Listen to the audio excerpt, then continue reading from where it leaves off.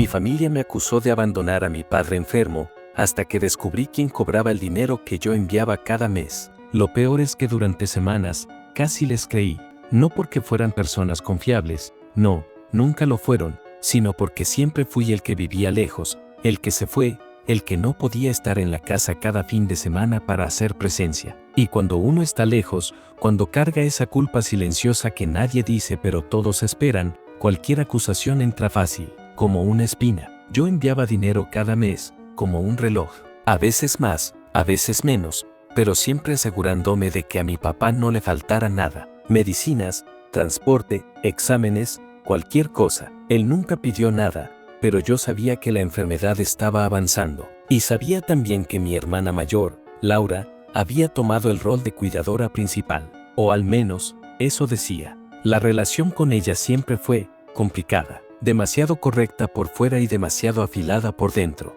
Mi hermano menor, en cambio, seguía siendo el niño dorado, el que nunca hacía nada, pero siempre aparecía cuando necesitaba una palmadita en la espalda. El que crecía sin responsabilidades porque, según mi mamá, el más pequeño siempre necesita más apoyo. Yo era el del medio, el que llegó a cuidar a todos, pero terminó siendo el que se fue. La primera vez que escuché la frase abandonaste a papá, no vino de Laura, ni de mi hermano. Vino de él, mi padre. Su voz sonó cansada, quebrada, pero segura, como alguien que ha estado escuchando la misma frase demasiado tiempo. Ya no te veo, hijo, me dijo por teléfono, ni ayudas como antes. Uno se siente dejado. Me quedé helado, no entendía, no podía entender.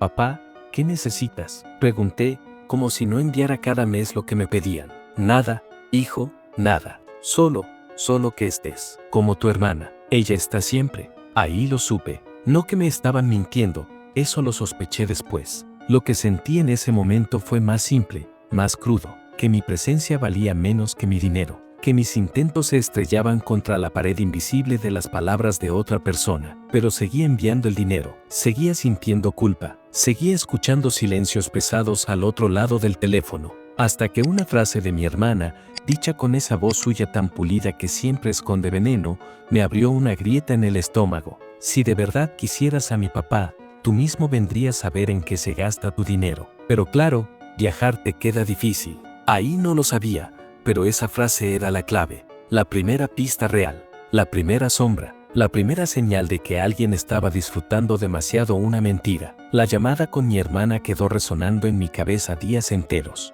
Ese mi papá, dicho así, con tanta propiedad, como si yo no fuera hijo también, como si ella estuviera marcando territorio, reclamándolo como quien reclama una herencia anticipada. Desde entonces, cada conversación con mi padre empezó a sentirse dirigida, como si alguien le hubiera pasado un guión antes de responderme.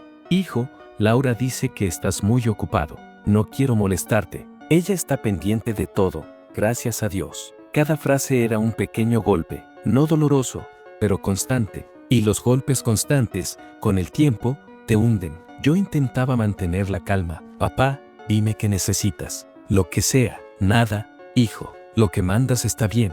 Pero tu hermana dice que, siempre ese pero. Ese tu hermana dice. Hasta que un día, sin aviso, llegó un mensaje. Corto, seco, duro. Laura, papá tuvo que cancelar una cita médica porque no alcanzó lo que mandaste este mes. Me quedé inmóvil. Sudé frío. El mensaje venía acompañado de una especie de reproche silencioso, un dedo apuntando a mi pecho desde cientos de kilómetros de distancia. Le respondí sin pensar.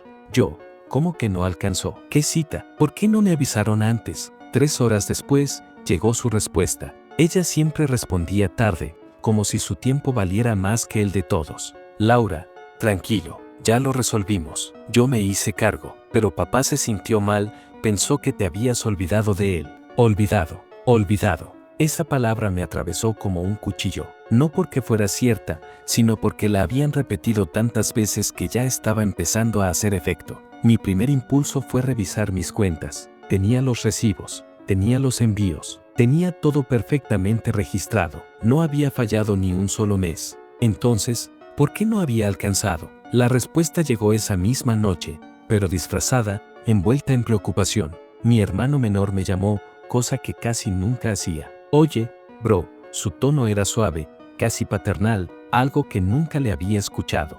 Sé que estás lejos y todo, solo quiero que sepas que aquí las cosas están difíciles. Laura hace lo que puede, yo también. Bueno, tú mandas dinero, y eso sirve, pero se detuvo. Esperó. Me dio tiempo para llenar el silencio con culpa. Yo no dije nada. Él continuó. Solo te lo digo para que estés al tanto. Papá siente que ya no cuentas con él, que ya no te importa. Mi mandíbula se tensó tanto que me dolió. ¿Y tú qué crees?, pregunté. Hubo un silencio. Ese silencio cobarde suyo. Y luego, no lo sé, bro, pero entiendo por qué papá lo siente. Ahí estuvo, la frase exacta, la réplica perfecta del discurso de mi hermana. Como si los dos se hubieran memorizado la misma línea, como si estuvieran participando en una obra de teatro donde yo era el villano. Esa noche no dormí, no podía. Repasé cada mes, cada envío. Recordé cada gracias, hijo de mi padre. Recordé la primera vez que él me pidió plata y me dijo que se sentía mal pidiéndola. Recordé a Laura entrando en su cuarto sin tocar, diciéndole, no seas orgulloso, papá, él puede ayudar más, no seas terco. Me acordé porque yo estaba en casa ese día, y porque la forma en que ella lo dijo, me sonó exactamente igual a como hablaba ahora, controlando, empujando, decidiendo, como si mi padre fuera una extensión suya, como si su enfermedad la hubiera convertido en dueña de su voz. 2 días después, recibí un correo de la clínica, un estado de pagos. Lo abrí distraído, pero cuando llegué al monto total gastado ese mes, me quedé en shock. Era menor, mucho menor de lo que yo enviaba. No cuadraba, no tenía ningún sentido. Así que tomé una decisión que no pensé que tomaría tan pronto. Compré un tiquete, para estar allá, no para pelear, no para hacer un escándalo, solo para ver, para mirar con mis propios ojos lo que estaba pasando. Porque una cosa era sentir culpa, y otra muy distinta, era empezar a sentir que alguien estaba jugando conmigo, con mi dinero, con mi padre, con mi lugar en la familia. Y yo ya había dejado que eso pasara demasiadas veces. No le dije a nadie que viajaba, ni a mi hermana, ni a mi hermano, ni siquiera a mi padre. No era por dramatismo. Era porque por primera vez en meses quería ver las cosas sin filtro, sin alguien contándome cómo debía sentirme respecto a mi propia familia. Llegué a la ciudad un martes, al amanecer.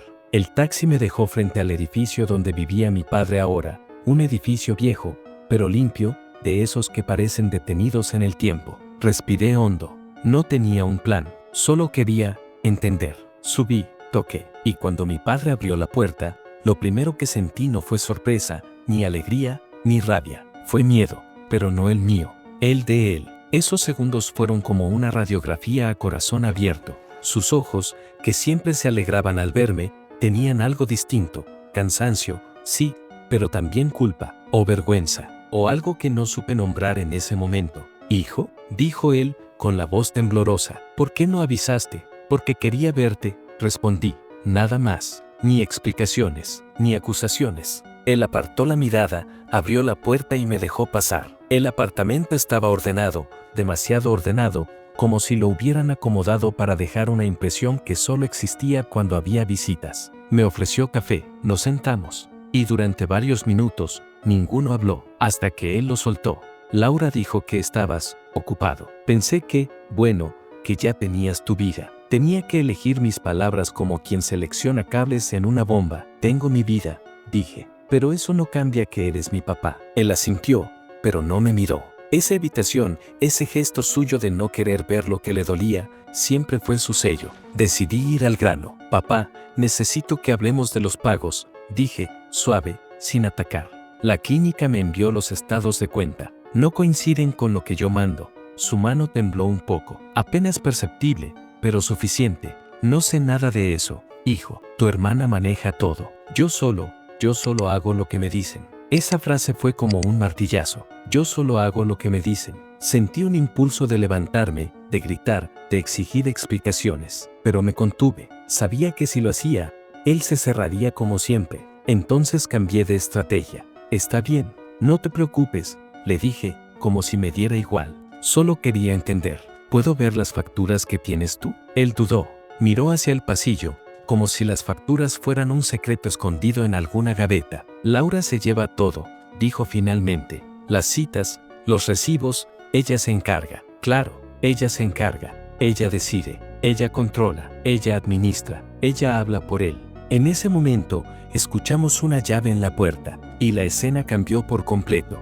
Laura entró como si fuera la dueña del apartamento. Ni siquiera se sorprendió al verme. Se tensó, sí, pero no hubo gritos ni drama, solo un gesto de alguien que se preparaba para una función que ya había ensayado. ¡Qué sorpresa!, dijo ella, en un tono ambiguo, casi amable. Si hubieras avisado, habría preparado algo. La miré, no como hermano, como alguien que está evaluando a un oponente. Estaba cerca, mentí. Pasé a ver a papá. Ella dejó las llaves en la mesa y se cruzó de brazos. ¿Y ya le contaste?, preguntó. ¿Contarme qué?, intervino papá, confundido. Ella sonrió, una sonrisa tan falsa que hasta el aire se sintió incómodo. Tu hermano vino a auditarme, dijo. Eso es lo que quiere, revisar cuentas, ver si hicimos algo mal. La elegancia con la que cambió la narrativa fue impresionante. En un segundo, me había transformado en un fiscal agresivo. Ella, en la víctima responsable que carga con todo. Mi padre,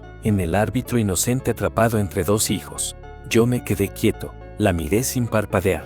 No vine a auditar a nadie, respondí. Solo quiero claridad. Ella dio un paso adelante. ¿Claridad?, repitió, como si la palabra le diera risa. ¿En serio? No estás aquí desde hace meses, y ahora quieres claridad. Respiré hondo. Él canceló una cita por falta de dinero, dije. Pero la clínica mostró que sí había dinero. Estoy seguro de que podemos aclararlo, nada más. El silencio se hizo pesado. Papá bajó la cabeza. Ella apretó los labios. Y ahí lo vi. Un destello, una microexpresión. La cara que pone alguien cuando sabe que ya no controla toda la situación. Cuando siente que el suelo empieza a moverse. Laura se recuperó rápido. Papá, dijo ella, tomando su mano, te dije que esto iba a pasar. Que él iba a venir a juzgar. Que te iba a poner en el medio. Si esta historia te está gustando, suscríbete. En Mele Reddit, un video nuevo cada día. Ese movimiento fue demasiado obvio, demasiado ensayado. Y mi padre, él cerró los ojos, exhausto. Yo entendí algo en ese instante. Mi padre no tenía idea de lo que pasaba, pero Laura sí. Ella sabía exactamente lo que estaba haciendo. Y aunque aún no tenía pruebas, tenía algo igual de poderoso. Sospecha, fría, clara. Y por primera vez, ella también lo sabía. Dormí en un hotel esa noche. No porque no hubiera espacio en casa de mi padre, sino porque necesitaba distancia. Distancia para pensar sin el eco de la voz de mi hermana repitiéndose en mi cabeza. A la mañana siguiente, regresé temprano. Mi padre ya estaba despierto, vestido, sentado en la sala como si llevara horas esperando. Hijo, dijo, ayer, no quiero problemas entre ustedes. Esa frase, siempre esa frase. Él nunca quiso problemas. Y por evitar problemas, dejó que otros tomaran decisiones por él durante décadas. Esta vez, yo no iba a permitirlo. No vine a pelear, le dije. Solo necesito ver cómo están manejando tus cosas. Nada más. Me miró cansado. Tan cansado que por primera vez sentí culpa de verdad. No por lo que pudiera descubrir, sino por no haber venido antes. Decidí empezar por lo básico. ¿Dónde guardas tus documentos médicos?, pregunté. Laura tiene todo, respondió él automáticamente. ¿Y algún recibo? ¿Alguna copia de pago? Algo, pareció pensar. Algo se desbloqueó en su memoria, como si hubiera recordado que todavía tenía derecho a guardar cosas suyas. Creo que tengo algo en el cajón de la mesa del televisor, dijo. Fuimos. Abrió el cajón, y dentro había un sobre arrugado, sucio, con bordes doblados. Esto me lo dejaron la última vez, murmuró. Lo abrí. Eran 3 recibos. 3. Para un tratamiento mensual que requería 8. Los montos eran bajos, ridículamente bajos comparados con lo que yo enviaba. Me quedé en silencio, calculando mentalmente los números. No cuadraban, pero no cuadraban por un margen tan grande que ni siquiera una mala administración podía justificarlo. Papá me miró, inquieto. ¿Está mal?, preguntó. No lo sé todavía, mentí, pero necesito hablar con alguien en la clínica. Fui solo. No quería a nadie interfiriendo. La recepcionista, una mujer amable y cansada, revisó el sistema cuando le di el nombre de mi padre. ¿Es usted el familiar que paga?, preguntó. Sí, respondí. Ella levantó la mirada. Entonces, ¿por qué está registrado como responsable de pago su hija? Me quedé helado. ¿Mi hermana? Sí, ella viene cada mes. Firma, retira documentos, arregla los ajustes. Incluso dijo que estaban teniendo dificultades económicas. Ahí estaba, claro como el sol. ¿Puedo ver un resumen del último semestre?, pregunté. Ella dudó, pero finalmente imprimió las hojas. Las miré en la mesa de la recepción y lo entendí todo. Había dos cuentas, la de paciente y la administrativa. En la de paciente aparecían los gastos reales. En la administrativa, montos más altos, pagos duplicados, ajustes que no tenían explicación. Había retiros a nombre de mi hermana, pequeños, repetitivos, suficientes para no levantar sospechas si uno no comparaba mes a mes. Pero ahí, frente a las hojas, era obvio. Alguien estaba desviando dinero, no millones, no algo escandaloso, algo peor. Esa clase de robo que no busca enriquecerse, sino acostumbrarse. Ese goteo lento de alguien que te roba convencida de que tiene derecho. Cuando guardé las hojas en el maletín, mis manos temblaban, no de rabia, de claridad. Por primera vez, tenía más que sospechas. Esa misma tarde, mi hermana llegó al apartamento. No golpeó, entró con su llave, como siempre. ¿Y qué haces aquí otra vez?, preguntó, molesta, como si yo estuviera invadiendo algo suyo. Necesito hablar contigo, dije. Ella dejó las bolsas en la mesa, sin mirarme. Habla. Saqué las hojas de la clínica y las puse frente a ella. ¿Qué es esto, Laura? Ella no las tocó, solo las miró de reojo, con la expresión de alguien que ya sabe de que lo acusan y está decidiendo qué máscara ponerse. Papá necesita muchas cosas, respondió finalmente, sin emoción. Tú no estás aquí. No respondiste a mi pregunta. Ella suspiró, teatral. Siempre igual contigo, dijo. Todo lo ves como números, como si papá fuera un proyecto y no una persona. Estoy preguntando por los retiros, por los pagos duplicados, por los ajustes. Ella sonrió, una sonrisa helada, peligrosa. ¿Quieres la verdad?, preguntó. Sí, perfecto. Se cruzó de brazos, y ahí, sin subir la voz, sin temblar, sin mostrar remordimiento alguno, lo soltó. Papá no puede manejar su vida solo. Alguien tiene que hacerlo. Y si yo lo hago, también tengo derecho a ciertas cosas. ¿O tú vas a venir a cuidarlo? ¿Tú vas a renunciar a tu vida para quedarte aquí? Me quedé en silencio. Ella continuó, más cruel. Tú mandas dinero. Muy bien, pero el que está aquí, soy yo. El que lo lleva a citas, soy yo. El que escucha sus quejas, soy yo. ¿Creías que eso era gratis? Mi padre salió del cuarto en ese momento. Nos miró a los dos. ¿Qué pasa?, preguntó. Laura se levantó y fue directo hacia él, tomándolo del brazo. Nada, papá, dijo. Solo que tu hijo quiere revisar lo que hago, como si yo fuera una ladrona. Lo dijo despacio, mirando mis ojos, como quien coloca una daga. Mi padre se tensó. Su voz se quebró. Hijo, dime que no estás pensando eso. Su voz no era de enojo, era de miedo a perder a su hija, de miedo a que la familia se rompiera. Y en ese instante, Laura supo que había ganado ese round, porque la forma en que lo apretó del brazo fue casi una confesión silenciosa. No tengo que demostrar que soy inocente, solo tengo que hacer que él te dude a ti. Y lo estaba logrando. Frente a sus ojos, ella era la hija que estaba ahí. Yo era solo el hijo que envía dinero y aparece de vez en cuando con preguntas, pero no importaba. Yo ya había visto suficiente, sabía lo que había hecho. Ahora solo faltaba una cosa, probarlo de una manera que ella no pudiera torcer. Y esa parte, apenas estaba por empezar. Me quedé, no porque quisiera, no porque sintiera que debía demostrar nada. Me quedé porque, después de todo, ese era mi padre. Y porque, aunque la verdad había salido a flote, él seguía atrapado entre la culpa, la enfermedad y la confusión que otros le habían sembrado. Los primeros días fueron incómodos. El silencio entre nosotros era raro, casi torpe. No había acusaciones, pero tampoco había paz. Una noche, mientras le acomodaba las cobijas, él habló sin mirarme. Hijo, perdóname. Me detuve. Esperé. Dejé que él dijera lo que necesitaba. Yo, de verdad pensé que te habías olvidado de mí. Quise creerlo, porque era más fácil culparte que aceptar que no estaba bien. Tragó saliva, y porque confié demasiado en tu hermana. No dije nada. No era el momento de echar sal en la herida. No merecías que dudara de ti, continuó. Ningún padre debería pensar así de su hijo. Lo miré. Parecía más frágil que nunca, no físicamente, sino emocionalmente, como un hombre que por fin entiende el tamaño del abismo en el que estuvo. No te culpo, le dije. Solo, duele saber que fue tan fácil creerlo. Esa frase lo quebró. Lo vi limpiarse los ojos como alguien que intenta no perder la dignidad.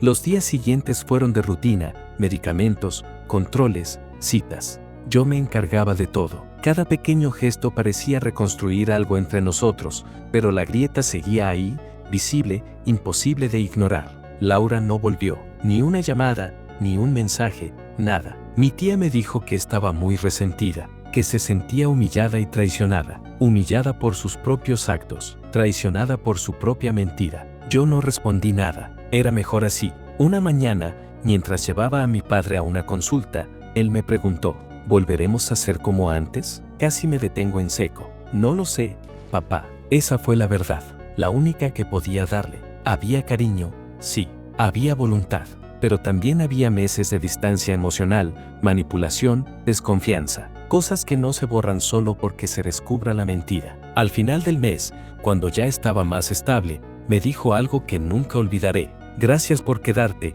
incluso cuando no tenía derecho a pedirte nada. Le apreté la mano. Siempre voy a estar, respondí, no por lo que pasó, sino por lo que somos. Él sonrió, pero era una sonrisa triste, consciente, resignada. Y ese fue el cierre real, no un abrazo dramático, ni una reconciliación perfecta. Solo dos personas intentando reconstruir algo roto, sabiendo que jamás volverá a ser lo que fue. La verdad salió a la luz, pero el costo fue alto. Mi hermana obtuvo exactamente lo que quiso durante meses. Y aún así, perdió más de lo que imaginaba. Yo recuperé a mi padre, pero no sin pagar el precio de verlo enfrentarse a su propia culpa. ¿Y la familia? Bueno, la familia sigue ahí, pero con una línea en medio que nadie quiere cruzar. La verdad sanó lo necesario, pero dejó cicatrices que se quedarán para siempre.